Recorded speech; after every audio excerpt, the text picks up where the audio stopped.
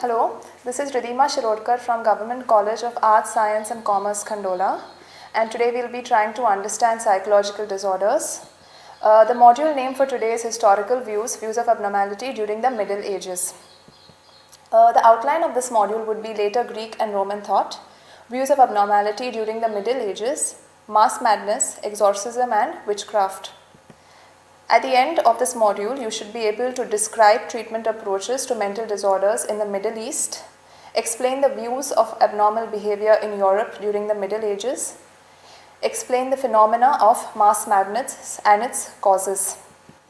So let's look at the later Greek and Roman thought. So Hippocrates was the father of modern medicine, and he came up with the humoral theory. His work kind of continued towards in the Greek and among the Roman physicians who were there. At that point of time in Alexandria, Egypt, medical practices were developed to a very high level, and temples were dedicated to Saturn, which became first-rate sanatoria.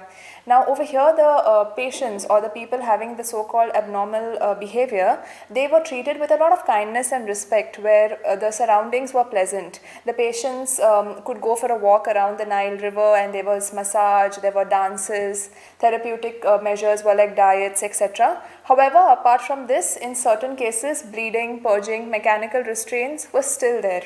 So even though most of the patients were treated in a very humane and a respectful and a kind manner, yet to a certain extent bleeding, purging and other such methods were also used. Let's look at Galen. Now Galen by himself made a number of original contributions concerning the anatomy of the nervous system based on dissection of animals. At that point of time, dissections of human bodies and autopsies was not the thing and not the norm. So Galen kind of dissected animals, and he gave us a lot of information about the nervous system of animals. Now, he was the first one who said that psychological disorders could either have physical causes or mental causes. Okay. Now, this again is a very great claim to make at that point of time, because with this comes the treatments which can differ then. So, he said that causes of psychological disorders could be something like someone has injured his or her head, or because of excessive use of alcohol, or shock, or fear, the stage of adolescence, menstrual changes, economic issues, disappointment in love. So, here we are seeing somebody who's actually pointing out that psychological disorders do not only have physical but also mental or psychological causes. Now at that point of time, the Roman physicians who were there, they used the principle of contrarius contrarius. So I'm saying it again, contrarius contrarius. It basically means opposite by opposites. Now in this particular treatment, what they did is that they kind of took opposites together. So the patient was given chilled wine when they sat in a hot bath. So these were ways in basically keeping patients very comfortable and very peaceful, so that they will not have any sort of a breakdown. So the Roman physicians at that point of time did believe in pleasant physical therapies for treatment. Now let's look at the Middle Ages. Now, during the Middle Ages, which we are looking at 500 to 1500 AD, the Middle East, which was there, was quite forward and quite advanced, where Islamic countries were very, very advanced in their understanding of mental illness. So the first mental hospital was established in Baghdad, and this was followed by Damascus and Aleppo. The patients over here received quite a good and humane treatment, you can say. Now, at that point, there was Avicenna. Avicenna was from Persia, and he was considered to be the prince of physicians. Now, he wrote a book called as the Canon of Medicine, which is the most widely written book and widely studied book, He frequently referred to hysteria, epilepsy, manic reactions in his particular book. To give you an example, there was a certain prince at that particular point of time who basically had this delusion that he was a cow. So he used to moo like a cow, and there was a time when he just sat in a particular area without eating or drinking, saying that I am a cow and someone should come, eat me, make steak out of me, and I should be dead. So at that time, Avicenna was called in, and Avicenna was asked to cure him. So Avicenna asked for this so-called man who thought he was a cow to come, and he told him that you are too thin and you cannot be slaughtered because there won't be flesh. Eventually, this man started believing it and eating food, and after the nourishment reached his brain, he kind of cured. He was cured. So Avicenna was given a lot of importance at that point of time. In Europe, however, scientific inquiry in abnormal behavior was quite limited. So we are seeing the Middle East area advanced, but Europe, the scientific inquiry was not as great. Middle Ages in Europe were devoid of scientific thinking and humane treatment for those with mental illness. And the main cause, they said, for mental illness is supernatural power, possession, spirits and things like that. Now, at that point of time in Europe, there was this concept of mass madness. What is mass madness? It is a widespread occurrence of group behavior disorders that were apparently cases of hysteria.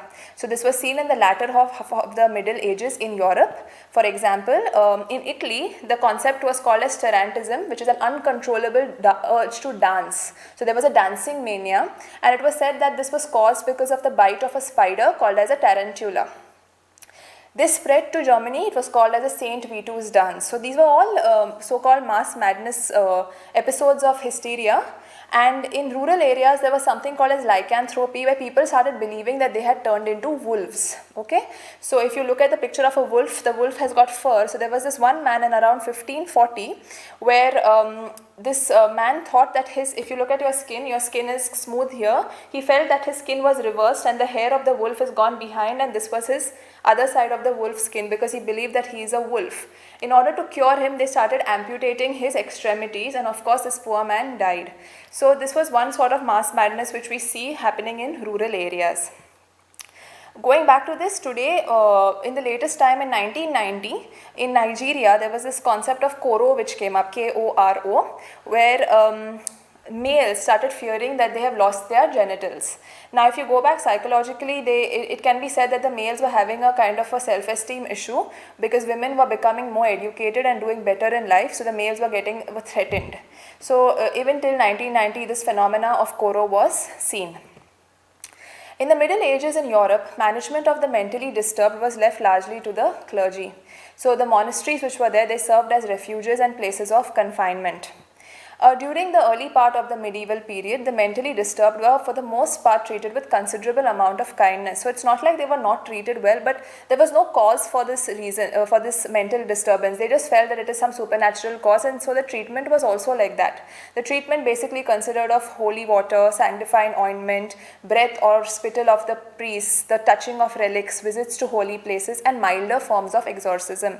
Until very recently, a particular news channel had kind of told and expressed about a mother who was trying to cure her 4-year-old daughter of autism.